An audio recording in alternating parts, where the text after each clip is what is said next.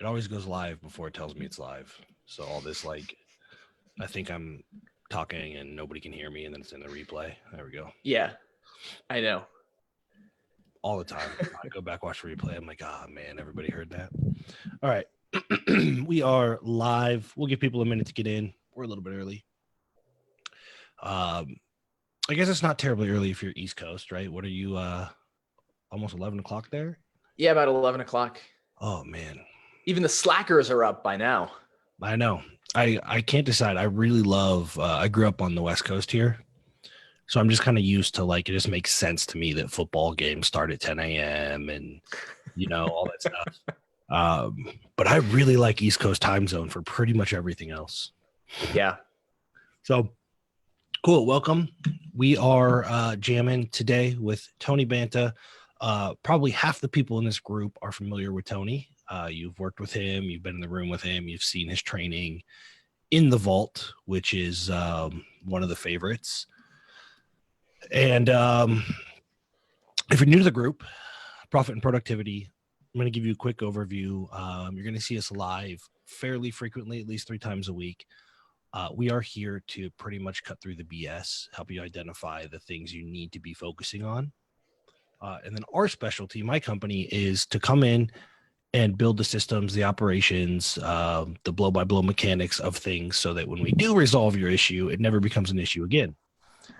That being said, we can only serve you at the highest level if we can't just point out your limits to scale. So, hey, you got a hole here, fix it. If we're not dedicated to bringing you the service providers, the products, the services, the resources to help you fill the hole. And one of the biggest holes that I see, especially with internet marketers, I actually don't see it as much with brick and mortar. They're pretty good at this. It might be a geographic thing, but especially internet marketers and high ticket service providers that are trying to transfer a skill or a transformation or something that's not just a deliverable you send in the mail and leave a nice note and call it a day, is retention. I went to we were just at a conference with a bunch of like real experienced business owners and internet marketers. It's kind of a combination. And a lot of the service providers, the transformational coaches, were saying that their average client retention is 3 to 4 months. And on the other side, you got a bunch of business owners that go, we would go under immediately. We would not survive if we only kept our clients for 3 or 4 months, right? Yeah. We don't even pay for cost of client acquisition in many businesses in 3 to 4 months, right? Like banks would be done. Yep. It's amazing. But here's the beautiful thing. If you just sit back is on this hand, these people have figured something out. They acquire clients at a break even or a profit. And over here, they've had to figure out a different skill set. And what you do so well, what I try to do with retention referrals and raving fans is kind of mesh those together in a way that you can acquire clients at a break even or better. Yep. And you keep them forever, and you're really rigging the game to win in a very big way. Yeah. So the framework I teach is retention referrals, raving fans. It's great. It's great training. It's super high level, but it's just like, here's all the touch points. But the magic happens when you can identify what success looks like for your client, right? And then they achieve that, and then it kicks off all these magical things that happen. You retain them longer. They refer people. They start tattooing your brand all over themselves, like that kind of stuff. But here's the problem, especially with, I think, transformational coaches, which is who by and large you work with. Not all of our clients are achieving the transformation that we've promised, which makes it really hard to get them to stick around and refer. Yeah. And that's why we're talking to Tony today. Tony, that's why we're talking to you today.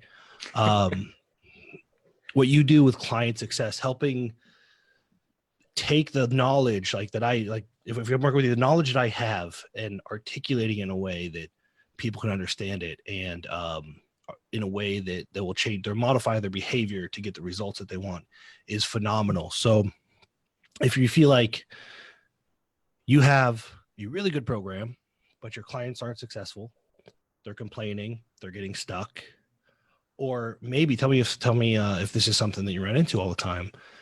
Maybe they are successful, but they're not seeing it. Right? As a service provider, right? You're saying like, I see it. So if any of these things are happening, I would just like sit down, get a notepad. I have a notepad. And if you're in the vault or you're in the network, you can join this live and ask questions at the end. You can also drop questions in the comments. But I'm going to let Tony take it away and talk about client success. How do you get your clients the result that you work so hard on your marketing and sales to promise them a thing? Tony, how do we deliver that consistently? And I think the biggest question is probably, how do we deliver that at scale? Yeah, totally.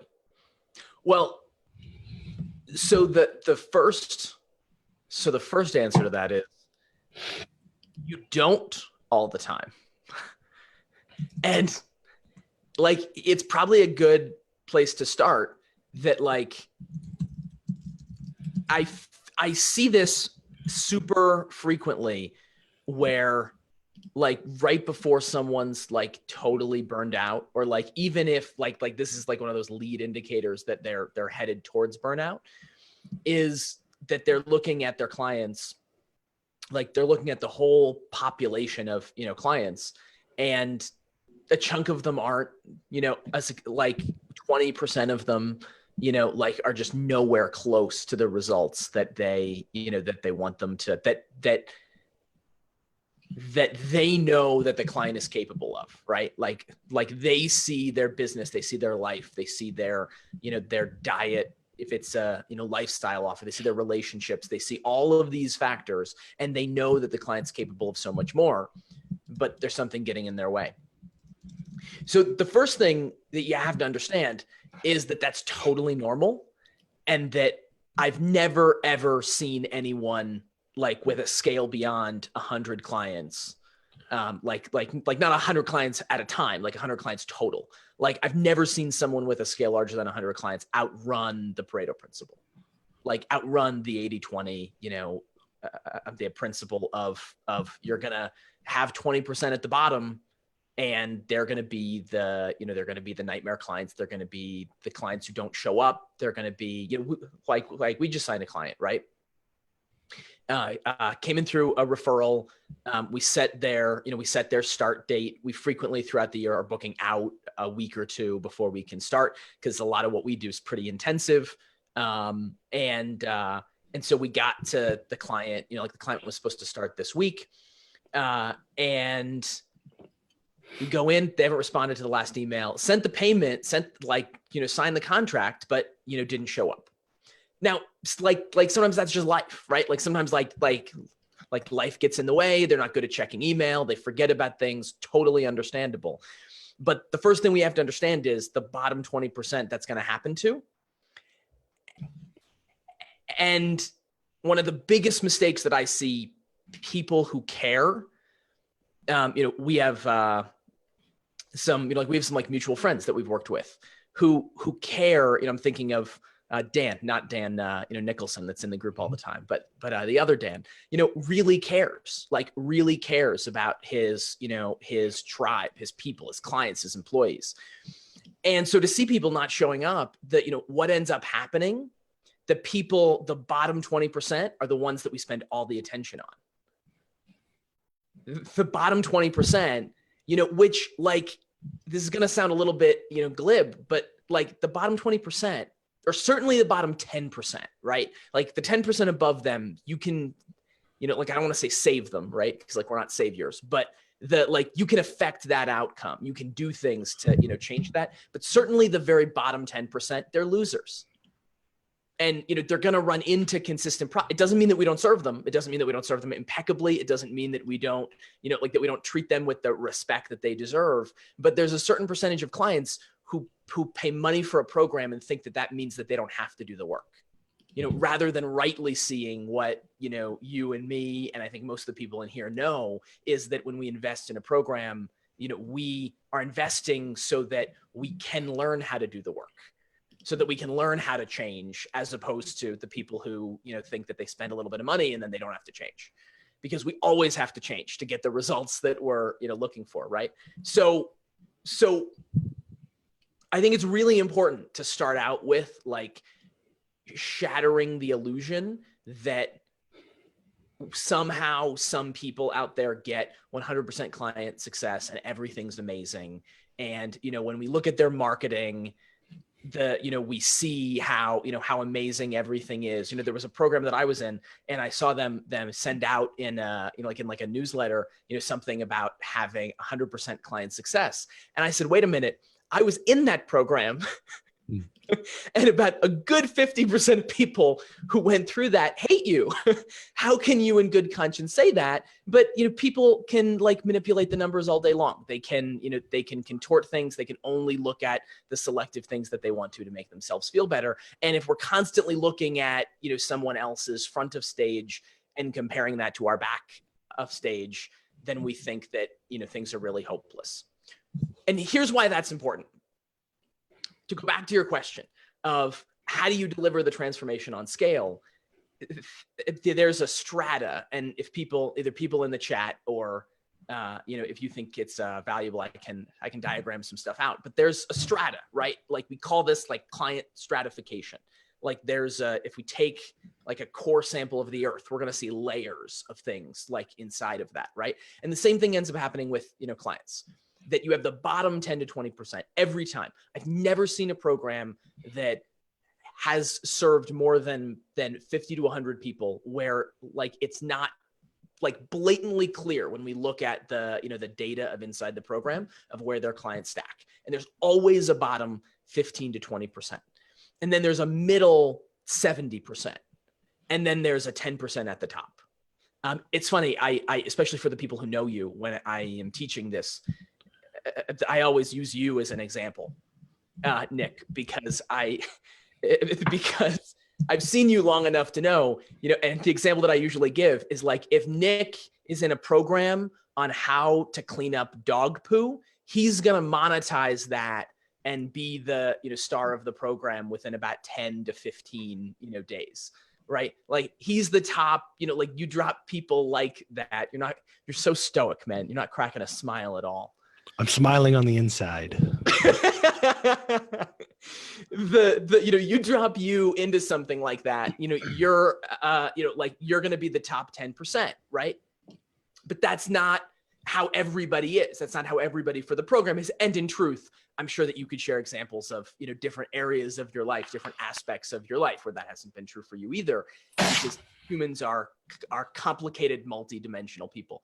But you have that like top 10%, and then you have the middle 70, and then you have the bottom 10 to 20. And so the first thing that we need to realize in terms of how do we get consistent client results is that we need to realize that that's true for everybody. It doesn't mean that we suck at what we do.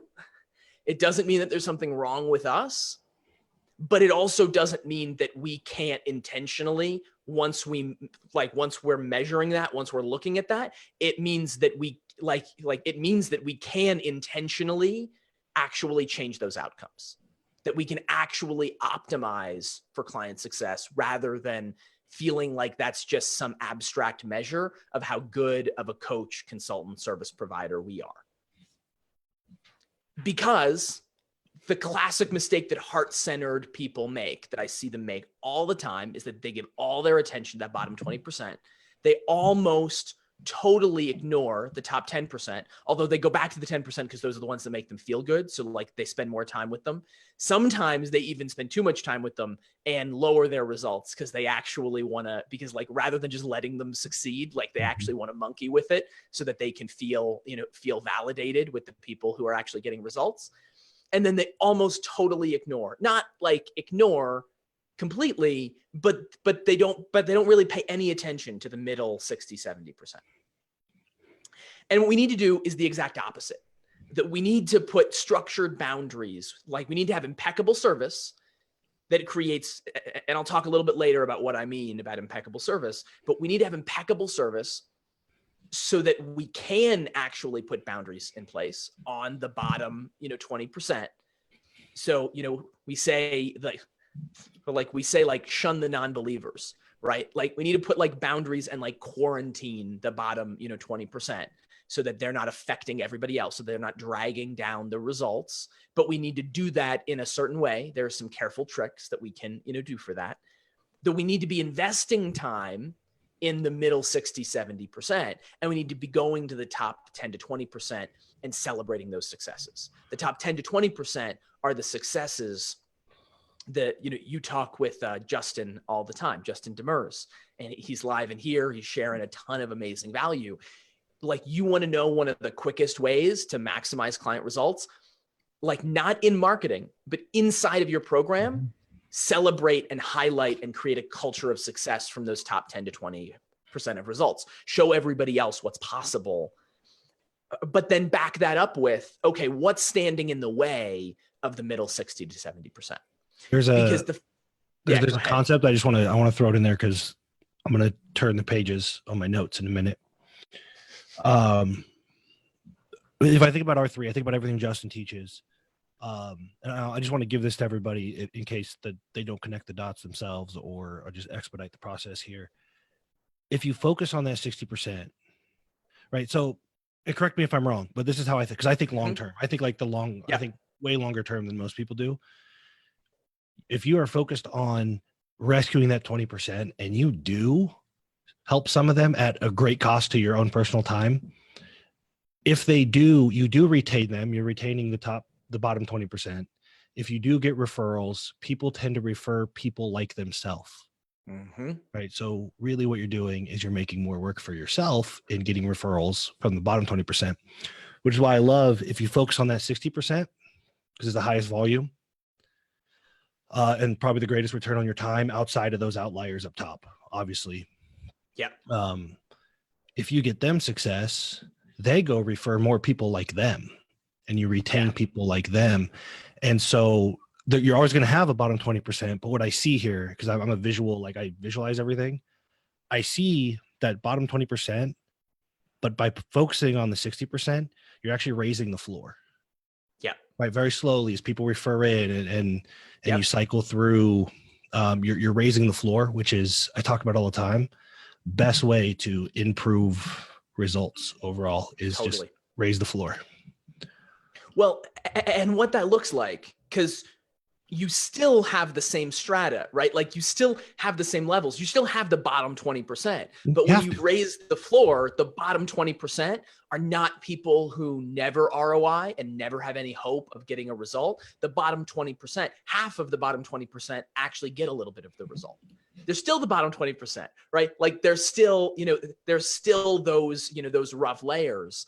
But what you've done is, you've actually made it.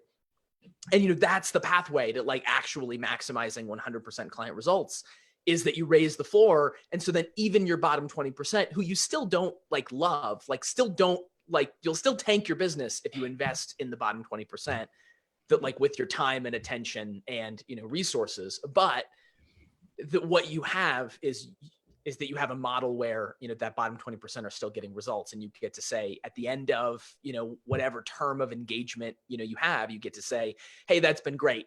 Good luck with everything in the future. And because you don't need to, keep them because you have all of the others that now have even bigger and better results. Yeah. Awesome.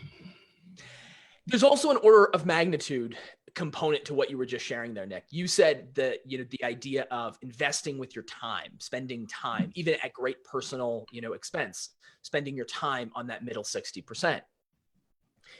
There's another component. If you have a structured program, if you're helping people to, get like a definitive result, like a clearly activatable result, right? Like they're, like they know how to date, like they know how to approach, like members of the, the desirable gender for them. And they know how to, like ask them out. They know how to date. They know how to not be awkward.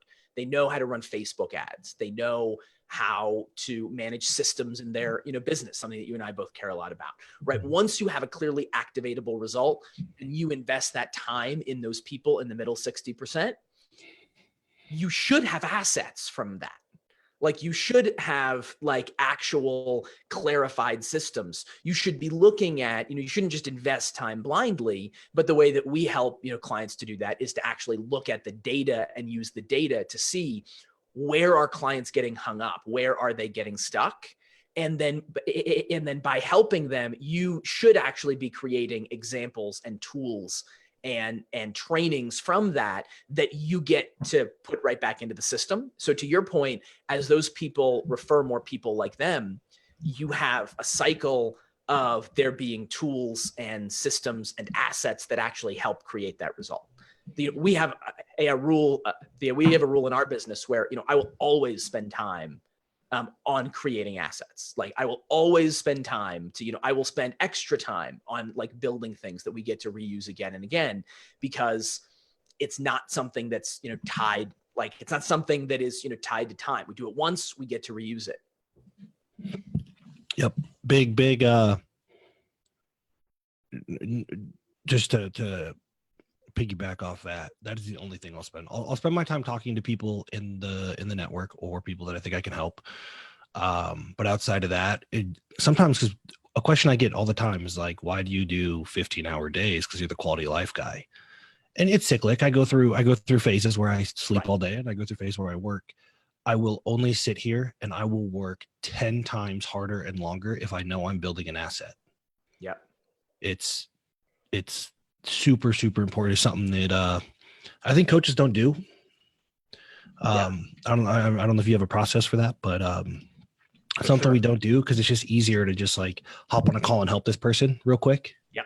Then take the time to template it out and kind of codify your thought process and all that stuff. Yeah. Well, the kind of person that's the kind of person that's a good coach, right? That's like a good, leader. They got that way because they like doing this. Like they like interacting with someone. That they like actually feeding off of what someone is saying. It's a lot harder to build structured curriculum, to build a system in there. But it's one of the I remember a good friend years ago, good coach,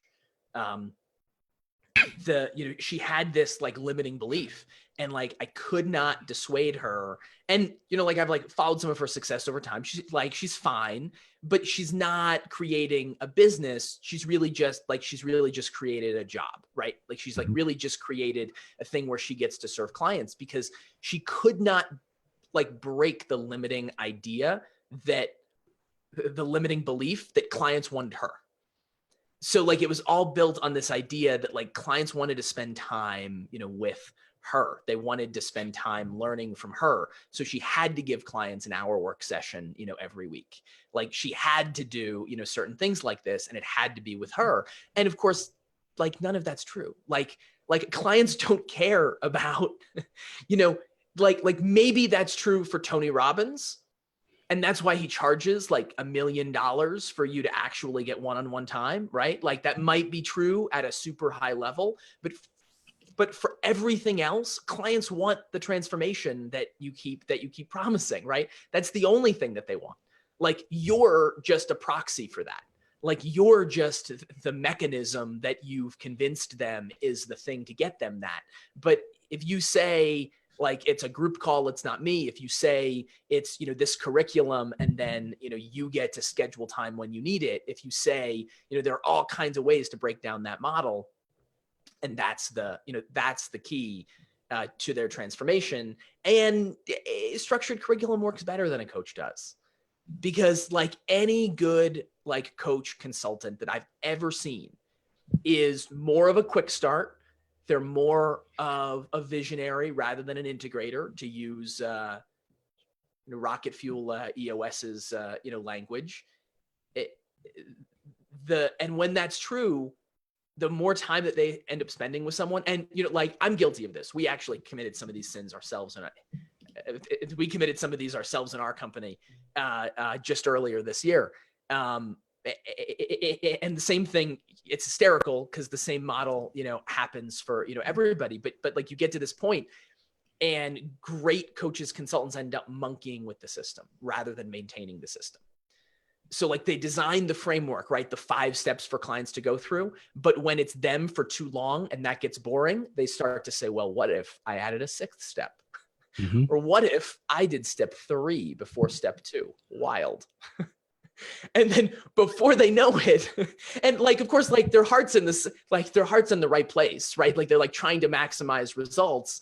But the way to do that is to intentionally pick beta, like to intentionally pick beta test clients from your, from your population who are in the 10%, like who are in the top 10%, and then say, hey, like, do you want to try something new that like may be a total waste of time, but like it also may work out great? Like, do you have bandwidth to, try that out? And then you get to try that out with them because you have a system that reliably gets results for the middle 70%.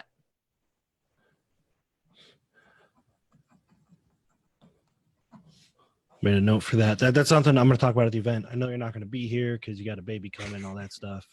Yeah. Congratulations again. But I'm actually going to talk about that. You give me some good language. We visionaries, coaches, consultants, entrepreneurs like to live in a place of exploration. We explore, which is similar to maximize, versus the language is harsh, but I use exploitation, which would be optimize. We're not good optimizers. Like we just want to explore. So I wrote down systematic exploration. Like there is a way to explore appropriately. 100%. Well, and fairly, right? Because like we do have an obligation to our clients. Like when we promise them a clear-cut process and then we start monkeying with things, that is like, it's a small one, but like it's a violation of, some of our responsibilities, some of the fiduciary, really like meaningful, responsibility that we take when we say, I'm a leader, I'll lead you, to the promised land in whatever area of your life or business that, we happen to, practice in. Awesome. So we got the strata, right? Is everybody clear on that? Do we have anybody, do you have any questions, Nick? No, I'm reading through the comments now. Okay. Pretty much people just saying you're a genius, Tony. That's what all the comments are. Some version of that. Oh, good. I'm glad that my fan club they had joined. I promised to they showed up. Yep, send them the money. So we're clear on the, strata, right? That's this is so key. And I really can't emphasize this enough. Even if you don't see it, this is happening in your business today. For every single person listening, this is happening in your business. You can't outrun it. And so the more that you start to see it, the more that you can actually affect it. And that's the place that we can actually start to have the real conversations, right? Because here's the goal.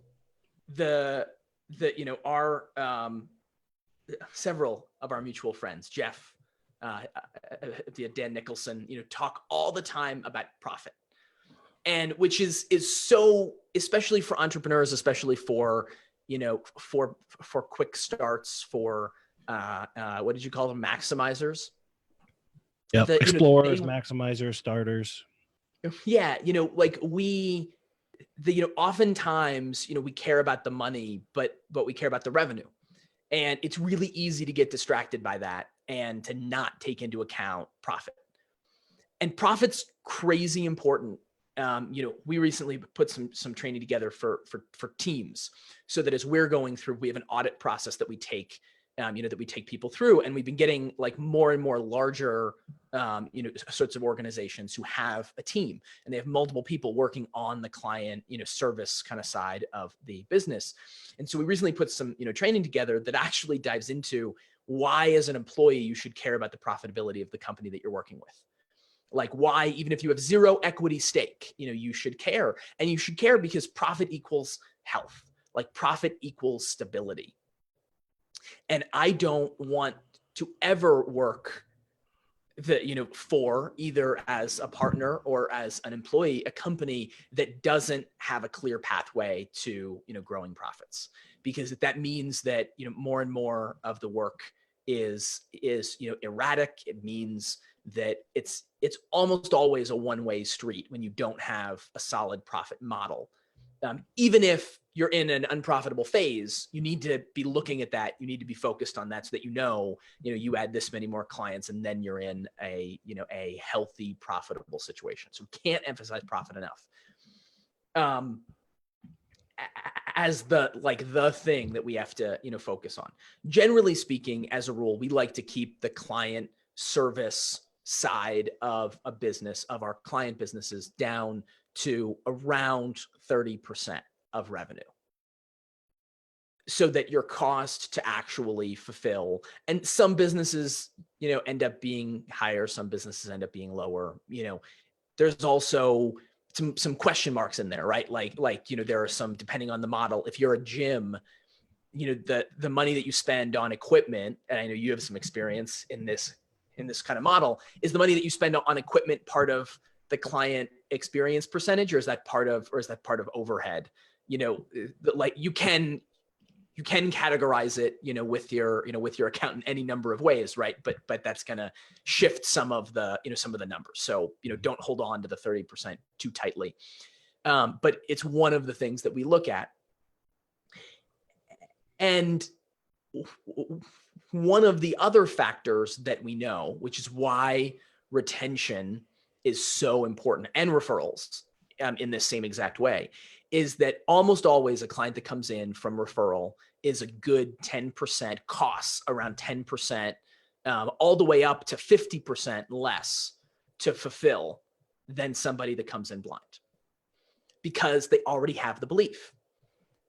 So they already have they already saw it in their friend. They already know what's possible. And so the cost to help them, the cost to put those, boundaries in place, that you get with the lowest 20%, those things cost a lot they can get super costly. And in fact, we have a method to, save some of the bottom 20% that we help people to, we have a little bit of a formula to, run through with them.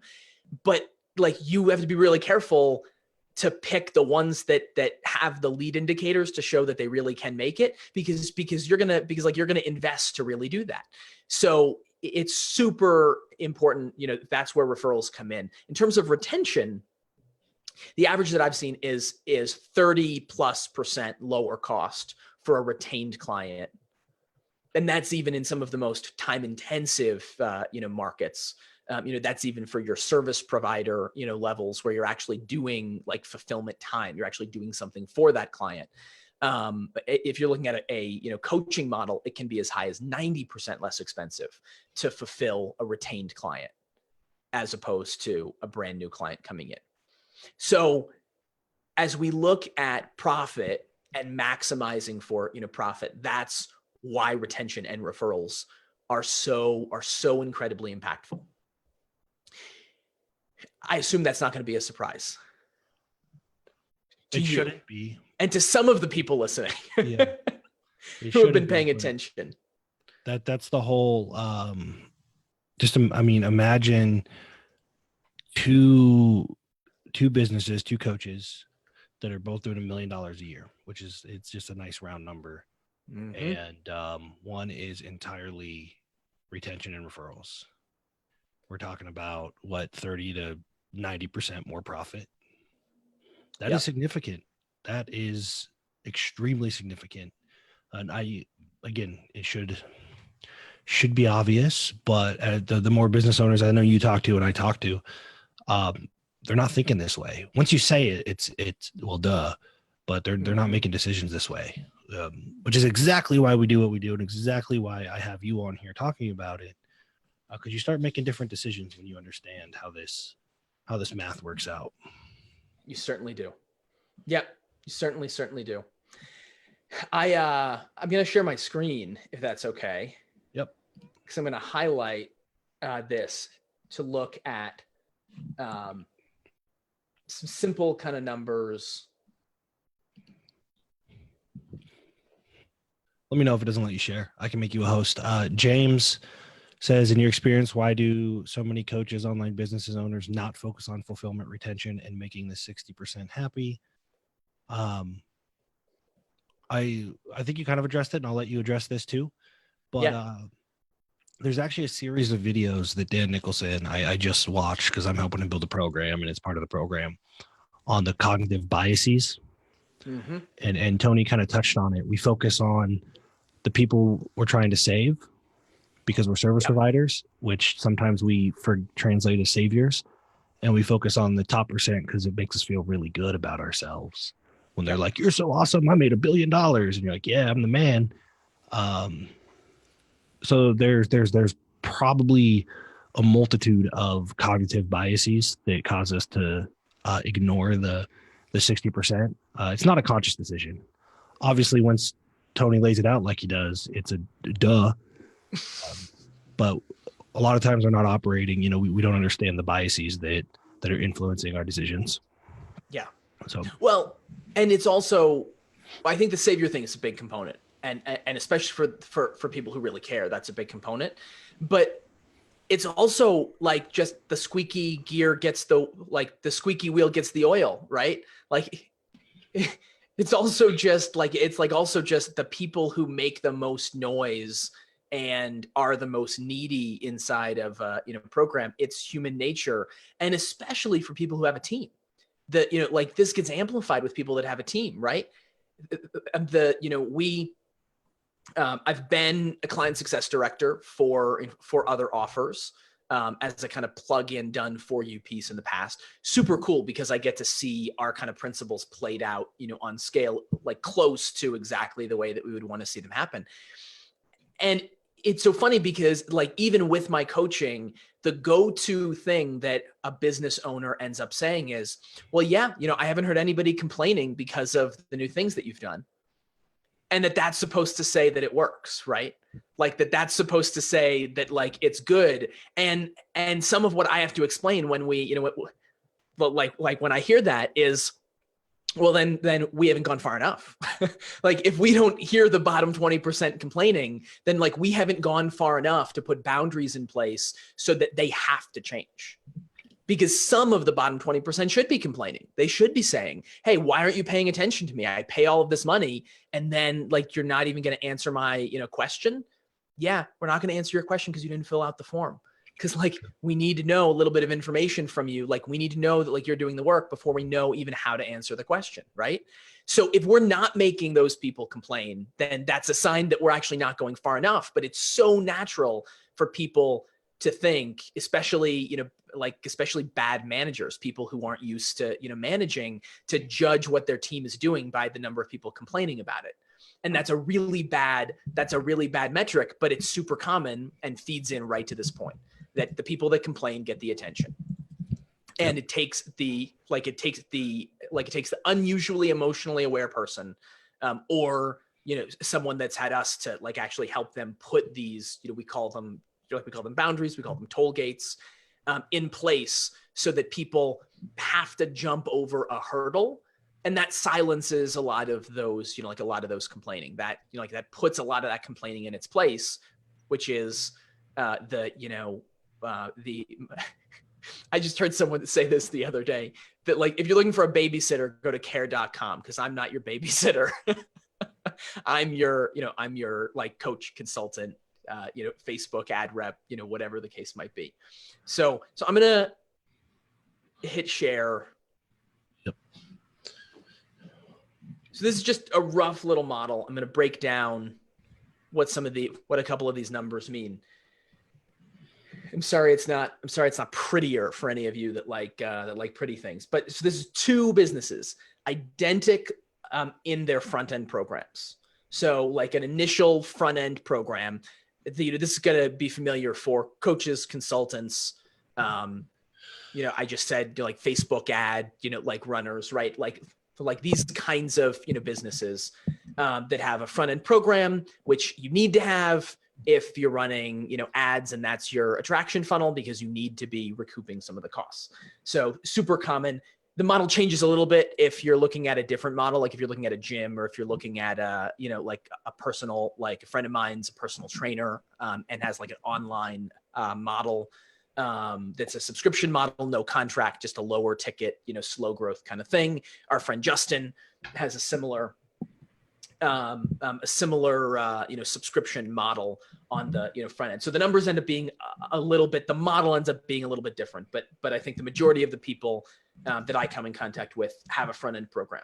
So we have in here, and I hid the cells just because we don't need to be looking at them, but that we have exactly the same cost to fulfill for clients, cost of client acquisition, and exactly the same overhead for both of these two businesses. They both have the exact same cost, kind of an upsell continuation program, right?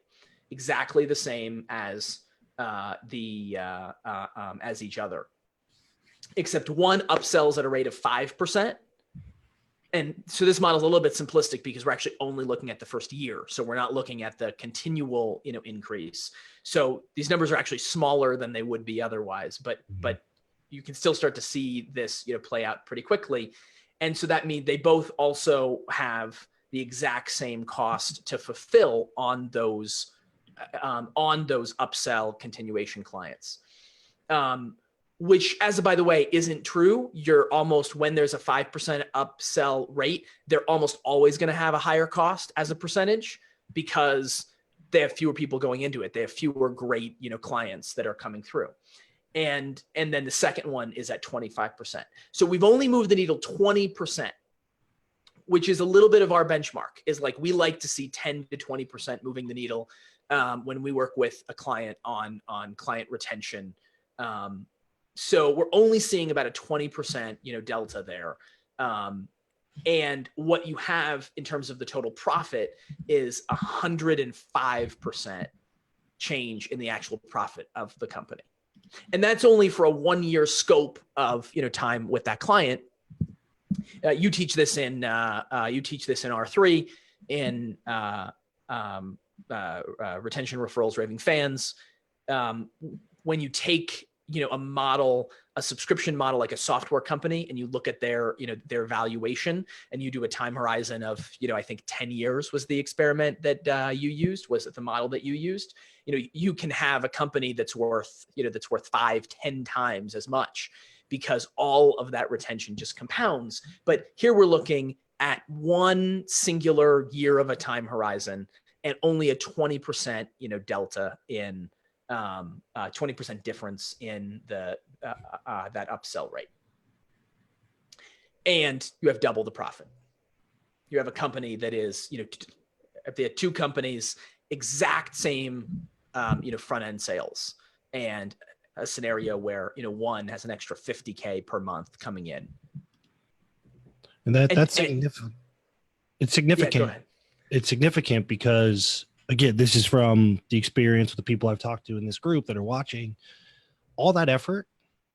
And again, I think in ratios, which is hard. It's hard for some people. Some people do it naturally. I think in ratios, time to money, money to happiness, time to happiness. Like, these are all ratios. Like, as long as the ratios are improving, we're groovy. So it's not always more money. It's not always, it might be more the same money, but more free time and a better life. It might be more money, but the same amount of time and quality of life. Like, they're just ratios, right? And what I see is that quality of life ratio tanking because all that focus is going, instead of, if we look at that chart again, it's going on selling, pushing harder and harder and harder. Oh, there it is. On pushing to, instead of 20 monthly sales, 21 or 22, yes, or 23, right? Right. And ad costs get more expensive, salespeople churn. And so what you have is, even if your revenue is growing or staying the same, the time, effort, headache, stress it compounds because it gets, that's the nature of it. The more you scale, the harder it is to find ideal clients. They're a little more scattered. They're out there. They're harder to reach. So it's so important to people that are watching this, because most of you, I'm willing to bet, are maybe making 20 sales a month and banging your head up against the wall, trying to find more ways to get to 21 next month. Whereas that time and effort will be significantly more fruitful, beneficial, profitable, and enjoyable if you put it into the understanding what Tony's talking about in the client success. So just be aware of that if you find yourself pushing for a record month every month, and the only tool you're using is acquiring more clients on the front end. Yeah. A really good friend of mine works on the client success team of a large coaching program that shall remain nameless. And they were bragging about their first $1 million month. And so I was spending some time, I was catching up with this friend, and I was like, hey, that's great. Like, you finally hit you guys finally hit a, $1 million month. That's really exciting.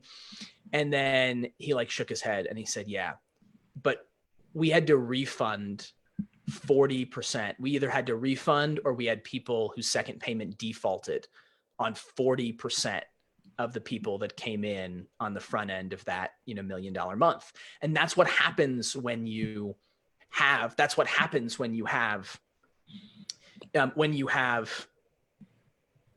client success formula that is not dialed in, when your fulfillment is not dialed in. You're pushing to do things. I guarantee that, that kind of frustrating thing happening is not only from one cause, but some of it's the client success formula not dialed in, which then makes the decision makers in that business make bad decisions, right? Like it makes them say, just like Nick was saying, okay, let's drive sales to enroll every enrollable client.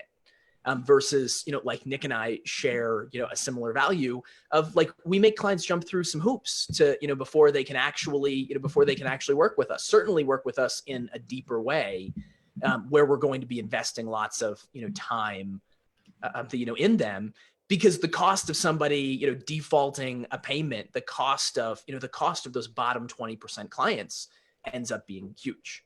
Mm-hmm. People ask me in this group too, and it's a perfect segue into that. I help people a lot, and I always push back on people that want to do a one call close on everybody.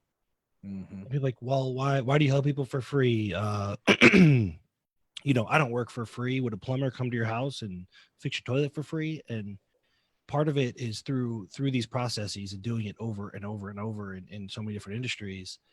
I have a pretty good idea when it would be more expensive to try to take somebody's credit card right now than just help them for free, which might seem weird, but it is really expensive to push to enroll the wrong people or push to enroll everybody.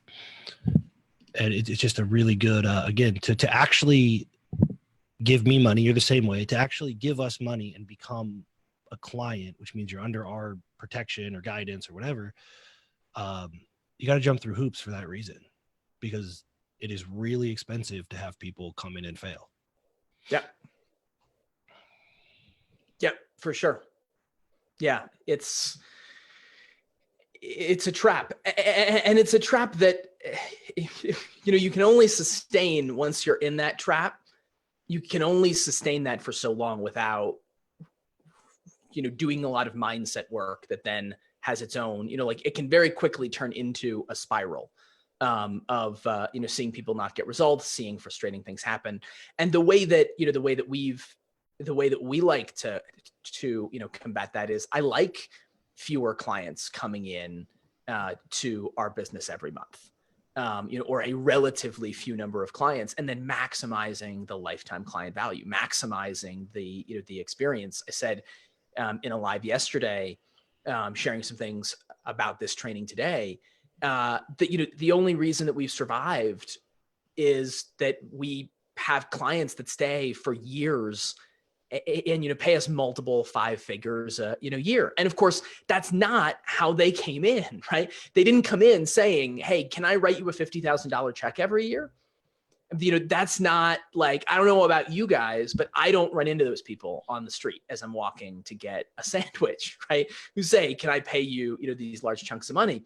And this kind of wraps us back around to a little bit of a giveaway that I want us to, talk about just for all of, you fantastic people.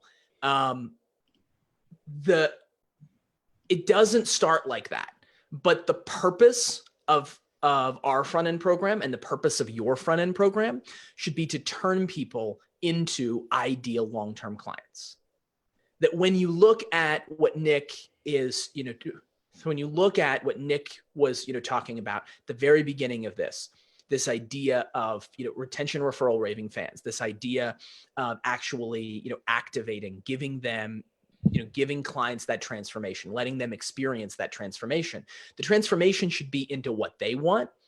But when we are the architect of this and we can do this intentionally, it's also to turn it into what's good for us as the business, so long as that long-term vision is also good for the client, right? So like we want to find the center of that Venn diagram of where we're activating, we're turning them into the kind of person that can make that longer term investment with us, and where that can be a healthy decision, that can be a healthy investment for them, and where that's going to give us the margin. And this comes back around to the thing that I care about the most, where it gives us enough margin to, or you enough margin, I should say, as the program leader here, to continually innovate what you're doing, so that you can be leading a tribe of people that are staying with you in the long haul, and you're able to continue to go deep on what they really need. And that's when you get that formula right, you can, Jay Abraham talks about this, right? The people that win are the ones that can afford to spend the most on client acquisition. And so when you get that right, you can then rule the market. You can then lead your, little niche, even if, all you do is, some little teeny tiny, like esoteric, like niche of a few thousand people. You get to lead that. You get to make that untouchable by anybody else, because you have long-term clients who have revenue that you can put into innovating and actually helping them to solve their problems on an ongoing basis. I have nothing to add to that. That was articulated so well. I will tell you that one of the things that stresses out anybody that's run my ads for me, I've had a few third parties, and obviously we have an agency now. My front end metrics would make most people sick in the worst way, because I don't honestly, like, my cost per acquisition is quite a bit higher than most people would ever even consider or stomach. And I don't spend a lot of time optimizing the funnel, because I just don't our lifetime value is great. And so our profit margin, if you look at our front end acquisition and then our year end profit margins, it's not going to make any sense to anybody that's done just straight internet marketing, because our acquisition's pretty high. I'm willing to pay a lot to acquire a client. And the fact that they jump through a million hoops just to become a client makes that acquisition cost even higher. But we're very, very profitable. And for all the reasons you're talking about, we keep people for a very long time. We direct them appropriately. We have, we have a place for them, and it's, we can spend quite a bit to acquire a client, which is a huge advantage, especially if you're going to make them jump through hoops, and not enroll everybody that is enrollable. Yeah. But just because you didn't enroll somebody that was potentially enrollable doesn't mean that was the there's still, time doesn't end. I feel like that maybe it was the 2016 election that I did this to us, but I see people more and more feeling like the end of times is near, right? It's this sales call. If I don't close them on this call, it's done. They're gone. Or if we don't solve this week, the world is ending. But that's not how reality works, right? That's not we put hoops in place. The same thing that we were just talking about with, clients. There's a strata of people that, come onto our landing pages and, read our lead magnets and watch our webinars. And a percentage of them are going to come in and they're going to be the right clients and they're going to close. A percentage of them are going to come in, and the hoops that we make them jump through are going to push them away. Yeah. James says that Brexit has done the same.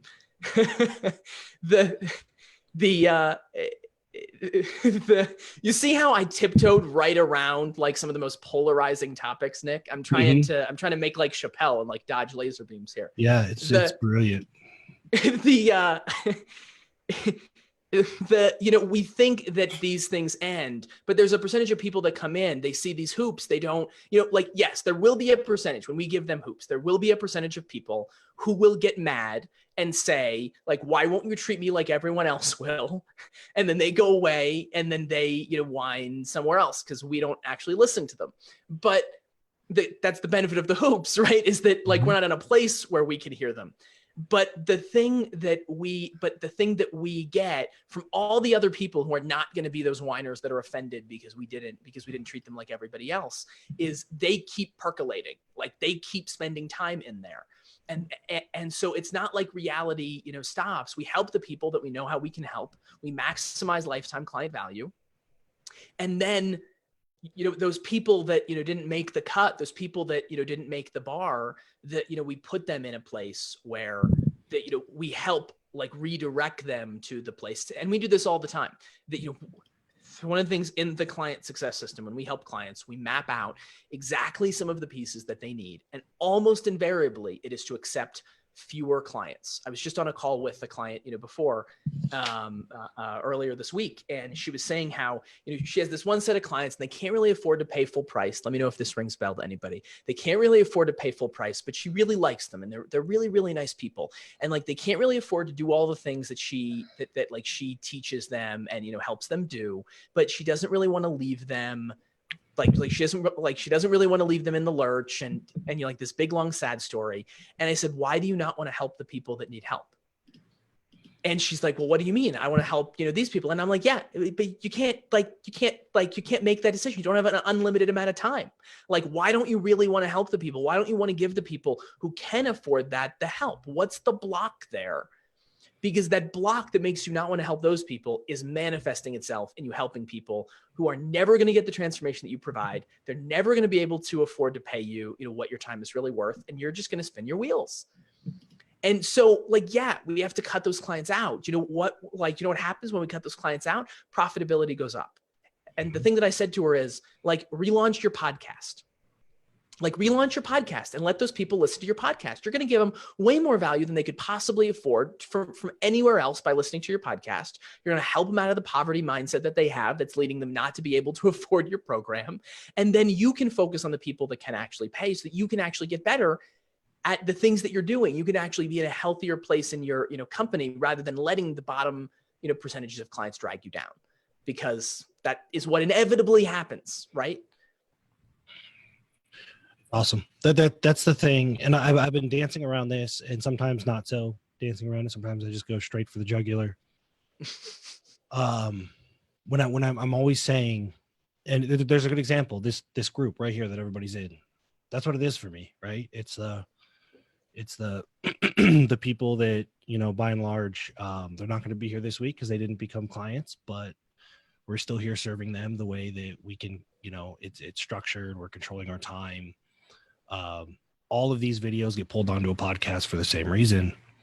Yep. But one of the things I keep saying, and I love that you're giving it a bunch of context, is like, it's okay to serve people that have not become clients. Like, you don't have to hard sell them, but you just do it in a way like this, right? Yep. One to many, podcast, videos, goodwill content, some of the most expensive, you think of Frank Kern, puts out so much content that is so helpful.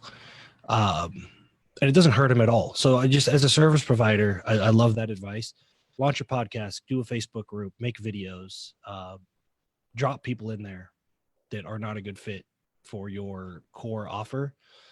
I think my lifetime, I don't know what it is now because I stopped paying attention, but my average sales cycle outside of the initial network members, 5.5 months. Right. And that's shocking to people, but that's just how it goes is, yep. People aren't a good fit. They don't want to go through the hoops. They're not ready to make the investment. You drop them somewhere where you can continue to feed them useful stuff. Yep. And like you said, it's not, we have this, here's my Stripe screenshot from the 1st to the 30th. And we operate with some weird idea that like on the 1st of the next month, it's all reset. Yeah. And it's a continuum. It just keeps from like totally the day I was born until right now, every decision I've made, like it's all just one ongoing continuum. And I think it would behoove a lot of people to just continue thinking that way, that like 10 years from now, it's going to just be, well, every decision I make from now until then. Yeah. Right? There's no hard stop. There's no, hey, it's 2020, New Year's resolution, start over. That doesn't really exist. So just we're super caught on the snapshot, and I think it's important to remember this is a very, very, very long motion picture. Totally. That's why the success, retention, referrals is so important. Well, and it's why it's so important to get into a mode where the time that you get to spend in your business is on innovation. And when I talk about this, I'm always aware that I'm talking over some people who are just trying to be profitable and like eat this week. And like, there's some people that like, when I talk about that, it's like, well, I literally don't have any more time to spend on, like on innovation this week. Like we're going into a season, my wife and I, my wife also works in the business, and we're going into a season where we're not doing a lot of innovating, beyond the things that we've already built and, maintaining those systems because we're having a baby. And so we're going into this season, this cycle where, we're going to be low on that. If you're not at a point where you can innovate today, like don't shame yourself. Don't just shit all over yourself for not being able to do that. But know that implementing as much of the things that we're talking about so that you can get into a mode where you can continuously innovate, where the service that you're providing, the tools that you're giving, the software that you're making, if you're in that kind of a space, is better 3 months from now, 6 months from now than it was, than it was yesterday. And as long as you're in a model where that's happening, and you're reasonably staying ahead of the competition in the space, you're going to continue to be healthy forever. You're going to continue to be in a very, very safe, but like safe foundation that lets you do all of the things that you want to do, on top of that lets you explore, that lets you try new things. And the best way that I know how to get into that mode where you can afford to spend that is to maximize profit, is to, very intentionally using client success and retention and referrals and all the stuff that I love to talk about that I know Nick, gets at a visceral level and loves to talk about. Use that to increase the reason why we showed that, that spreadsheet a couple minutes ago, the only thing you need to focus on is how can you increase retention by 10 to 20%? How can you move the needle 10 to 20%? You will, by doing that, double or more profit. I've seen some offers where we move the needle by 7% and that doubles profit, right? I've seen some offers where, I've had some clients where, we help move the needle 50% and it doesn't move the needle on profit because they really need Nick's help and my help. And that's why we send them back over, right? They really need to they really need to overhaul, operations, but like moving that needle, maximizing that to 20% is what makes the difference. And I promised I would do this at the very end, Nick. Do you think that we should do this now? I think we should share the 3 emails that we use to actually make this happen. Yeah, I want to give one more framework, just something to visualize, because I've had this conversation a million times now. A lot of people have been sold a water faucet of leads. Okay, and let's just assume we're going to be around for a while, and we don't want to grind our face off all the time. What Tony's talking about with Dan Nicholson, this is Dan Nicholson's language. I have my own language for it, but I've kind of adopted Dan's, is optimize then maximize. Mm-hmm. Essentially, if you don't plug the holes in the bucket, you're going to have to be fighting with that freaking water faucet your whole entire life. Right. Yep. And so we invert everything. We work backwards. So most people are saying, okay, I'm going to turn the water on, I'm going to fill the bucket, and then I'll fill the holes. You ever tried to fill the holes of a bucket with full of water? Like, it's not easy. Now would be the time to invert that and say, hey, let's plug the holes first. And then, because we're visionaries, we want to do all kinds of cool stuff, right? Once those holes are plugged, once your client success in place, your systems, operations, referrals, all that stuff's in place, you can go to town on finding new ways to get water in the bucket, so to speak. So that's just, most people were sold the invert of the appropriate way to scale a business. That being said, I would love to see these emails. Yeah. So we're gonna have this as a download for all of you. You don't have to worry. We'll have this to download, but I'm gonna spend a couple minutes talking about them.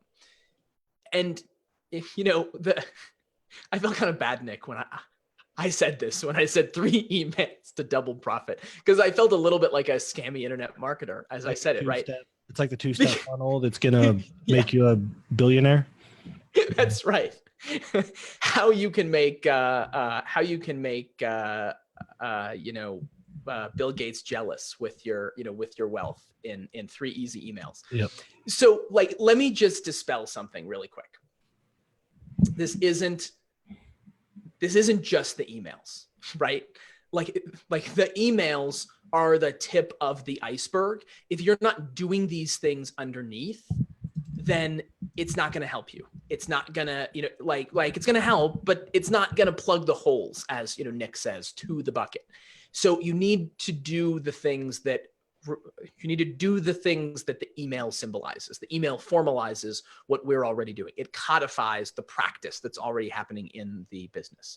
And if you want help to actually talk about that, and you're willing to jump through a couple well-calibrated hoops, I'm happy to get on a call to actually talk to you about it. But the first email is your welcome email. Now, somebody out there is like, scam, like everybody sends a welcome email. What do you mean that's gonna actually move the needle on profit? But here's the thing. Here's how trust is built. And if you're bringing people in, all of these like these jokes that I'm making, this is because we're all in this weird, alternate reality of internet marketing that is not like real reality, right? And so you have people right now buying from you who don't trust you. You have people right now buying from you because they've actually read MasterCard's terms of service and American Express's card member terms of service, and they know that they can just call and they can just dispute the charge. And they know what the rules are. And the bigger you are, the more that you're going to run into this. And even if you don't have people that are that conniving, that are that planned about it, you have people that are coming into your to your service, to your program, who don't believe you. And that lack of belief, they have hope, but hope is very different than belief. They hope that what you're saying is going to work, but they don't believe that what you're saying is going to work. And the way that you create belief, the way that you create trust, is you say that you're going to do something, and then you do it. And you don't shy away from the really tough, from the really tough conversations, right? So the first thing is you need to send a welcome email that dispels any myths or rumors or limiting beliefs that your marketing may have inadvertently given someone. Now, you can't go 0 to 60 on this, right? You can't tell somebody that they're going to have the business or the life of their dreams or the body of their dreams and then send them an email after they've bought and say, just kidding, not, right? But what you can do is marketing, a mechanism, right? You've told them about a mechanism that you have that's going to help them get the result that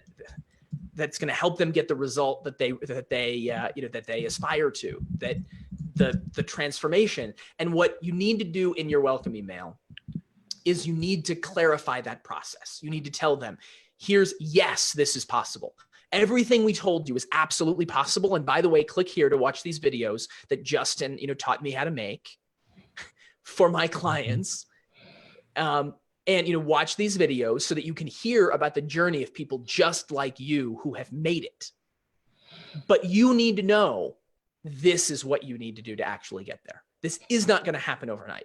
You are likely not going to turn on Facebook ads tomorrow and suddenly become Warren Buffett level, rich, by next week. That's likely not going to happen. What is going to happen is you're going to work through these processes. It's going to be tough at times. And that's why we've built in these levels of support for you.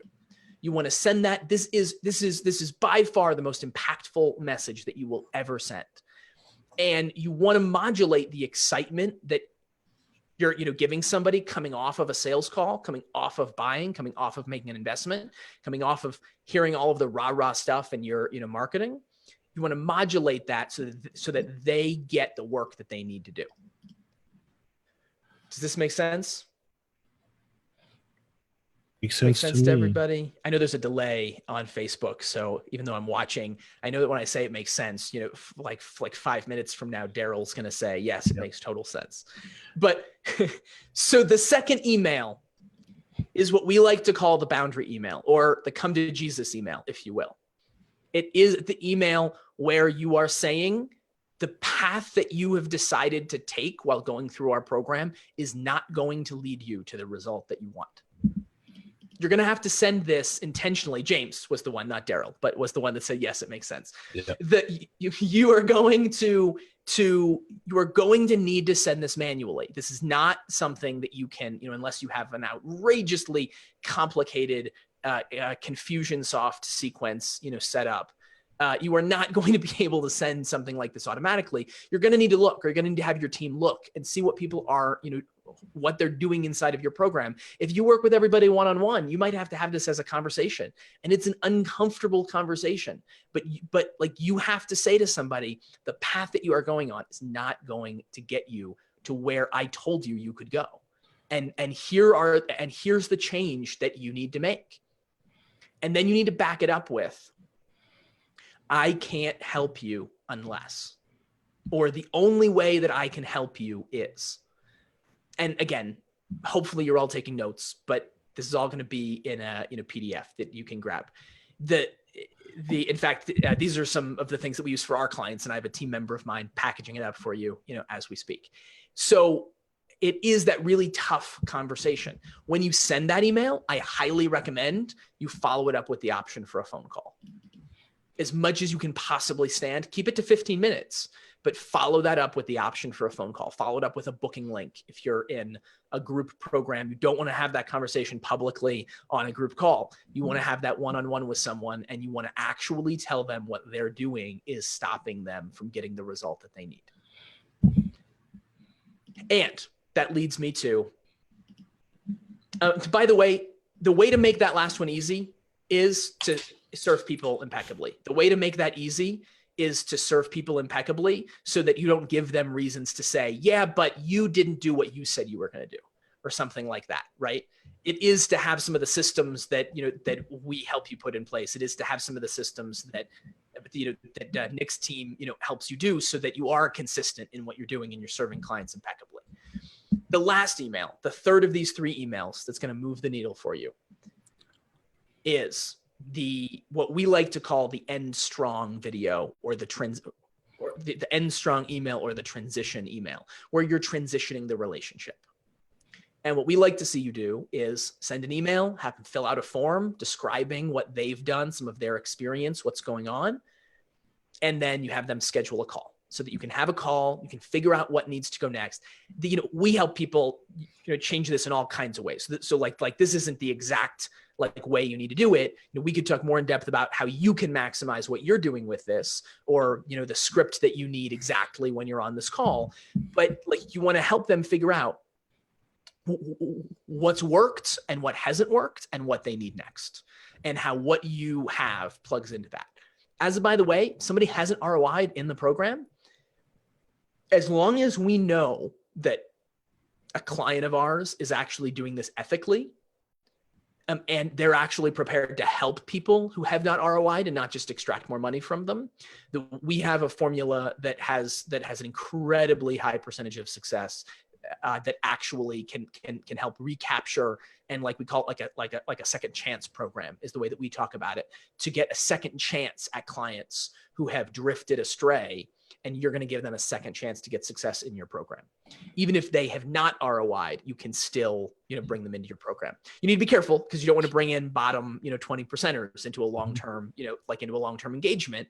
But that's one of the ways that we save the middle 70%, the middle 60 to 70%. So these are the 3 emails. If you execute this, if you do this, and you're doing the work that's underneath that, it is a slam dunk to increase client retention by 10 to 20%. And that should lead to twice the profit. If it's not leading to twice the profit, then you need help. You need to get on a call with me, with Nick, with somebody, so that we can point you to the right place. Yeah, you got a model problem or a system problem at that point. Yeah. Which is the concept of I always talk about multiplicative processes versus additive. You don't have to double the number of sales calls you take in order to double your profit. It's really, really important that people understand that, because people think about doubling the size of their business and they immediately think like twice as much ad spend, twice as many sales calls, twice as much. And that's just not the way it is. And Yeah. So if you send me that PDF, I'll put it in the vault. So if you're in the vault, You got it. let's do it. If you're not in the vault and you want it anyway, you can ask Tony for it. And if he's nice, he can give it to you. And then you are doing, okay, because you and I spent a lot of time together. Yep. Only on the good days. What's that? I said only on the good days. Yeah, you're not even going to be. Do we here spend this time weekend. together? I know. So bummed. That's all right. You have a good excuse. So you do audits, right? And you kind of deep dive into all of this stuff. Tell us a little bit about the audit process. And if anybody wants Tony to take a deep dive into your business, if people want to take a deep dive into their business, is that an option for them? And what are the steps? Tell us what we need to do in order to give us the hoops we got to jump through in order to have you dive in and point out where all of this profit is hiding. For sure. Yeah. So we have a phenomenal audit process. And here's why we do it, because the need for so many of these things are in so many people's blind spots. That's just the reality of, what it is, right? We assume that the way that we've created things is the best that we can do. And in many ways, it is the best that we can do alone. And that's why we need help. That's why we need someone from the outside. I joke, I'm not immune to this. I'm really great at, helping people design curriculum, helping people to build the building blocks of the client facing systems that are going to serve them. I hit out like a concrete wall earlier this year because I could not figure out how to do some of that for ourselves. And I was stuck in all the same limiting beliefs that my own clients have. And I'm not ashamed to say it. I actually brought in a consultant and I said, here, can you just pretend to be me? Like, can I just give you this script and then you can pretend to be me? And then I actually, by doing that, I figured out how we could do it I figured out how we could scale more too. Because by Jove, that actually works. And so this is the thing that you can't see. You can't read the writing from inside the bottle, as a friend of mine likes to say. So we've designed the audit process to help look at a whole bunch of data and then pull either you or your team onto 1 to 3 group calls so that we can map everything out. And we can look at what's going on and we can ask some of the tough questions. We can talk about your goals. And by the time we're done, we've assessed your entire client fulfillment process, your entire client journey, from when they say yes and they give you their card to when they are at the end of the initial program with you, or if you have a few programs in there, we'll look at that whole journey to where you can actually maximize that retention. So we look at that whole process, both from the numbers and from the subjective factors. How does it feel interacting with clients? How does it feel for your team members? We ask team members questions that they're not going to be honest with you about. Just being frank with you. They're not going to say some of the things that to you that we ask them because they're afraid that you're going to think that they're a jerk, or they're afraid that you're going to replace them, or things like that. So we get to ask these questions. We get to map it out, and then help you make the plan, whether that's to work with us, that, we send some people over to some of our, colleagues that do other similar things around systems. If the pathway is not through us, and we're thrilled for every one of those that we do, because we helped get someone clarity. And, several of them have even come back our way after they help fix those other problems, right? We love it when that happens. So that's a little bit about the audit process. In terms of hoops, just go to clientsuccesscall.com. Client success call, no spaces, no dashes.com. And because to us, client success means that clients are getting great results. You get to keep them and have incredibly high lifetime client value. And that you both get to enjoy the process, because the more that we enjoy the process, the more that we want more of it. And we don't want a business that we want to burn down or run away from. So that's what client success means to us. If you want that, you can fill out an app there. I have some questions for the same reason of what we look at inside of the audit. We don't want to sell someone on a big, like on a big systems package where we go deep with them if somebody else is going to get them the result quicker. And we don't want to spend the time on a call if we just need to send you, to a friend, right off the top. So fill out that app. We'll review that. We'll hop on a call as long as it makes sense, and that we can get you some value on that call. And that's the process. One more qualifying hoop, because I just like to tell people straight up front, hop on a call, and if they decide, hey, we want an audit, comb through all our stuff, deep dive, spend time with us, what's the cost? What's the investment for just a standard audit? $3,000 for an audit if you're coming in off the street. For some of Nick's friends, we have some special pricing. Sweet. $3,000 is a ridiculous deal too. Assuming you have anybody coming in the front end with any kind of consistency, the client success pays for itself 100 times over. So last thing we got. Thanks, Tony. Refreshing to hear somebody on the internet talk about this stuff other than Nick. Enjoyed watching. That's awesome, James. Yeah, So you're in the glad right you were here. place. Yeah.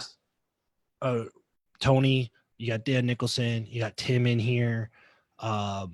We have, I could go, Chris Small is in here. A whole bunch of people that really Jeff Moore is in here that really understand business at this steps and levels. So continue to utilize this group. If you have clients coming in the front door at all, I would just get on the phone with Tony and you'll recoup your $3,000 or $2,000 or whatever he charges you for being in this group. And clientsuccesscall.com. Tony, thank you for taking the time. We went a little bit over, man. It's totally worth it.